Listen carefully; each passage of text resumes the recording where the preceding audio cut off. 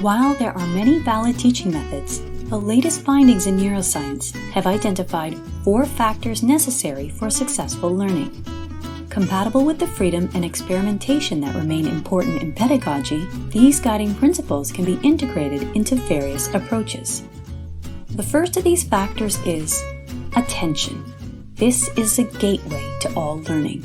To open it, we must not only capture the learner's interest, but also indicate when and to what they must pay attention to while considering the limits of their attention capacity.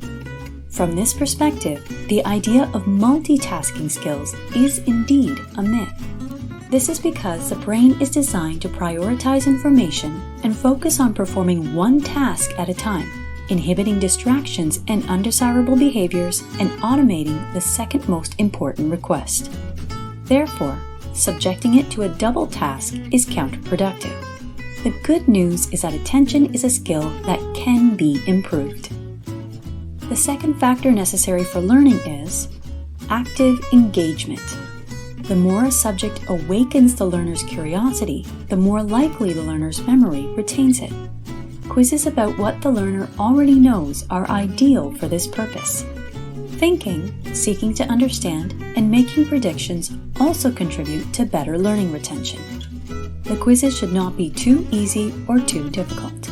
They should still be challenging enough to make the learner pay more attention or make an extra cognitive effort.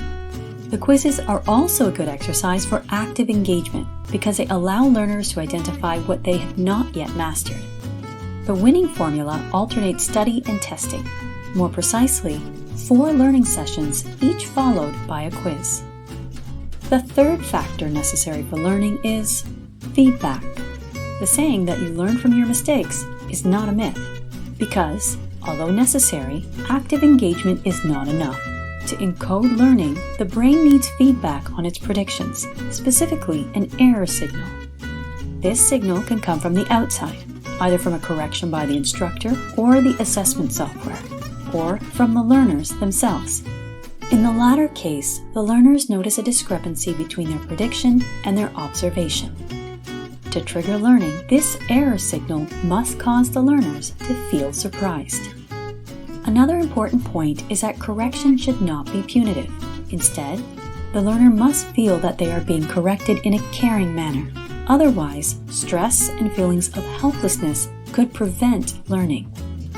Finally, the fourth factor identified by neuroscience is consolidation. This is the stage where the acquired knowledge is integrated. Like a computer's random access memory, the conscious and explicit processing required before learning takes up space in the brain.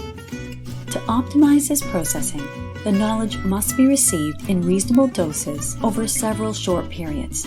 And for the brain to do further processing, it must free up space by automating the previous learning. For example, before processing an equation, it must automate the formula.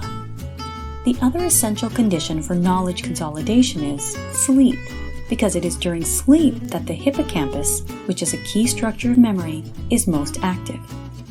It replays the day's information and then transfers it to the cortex, where it is stored for the long term. This means that if the future belongs to those who get up early, they must not have gone to bed too late.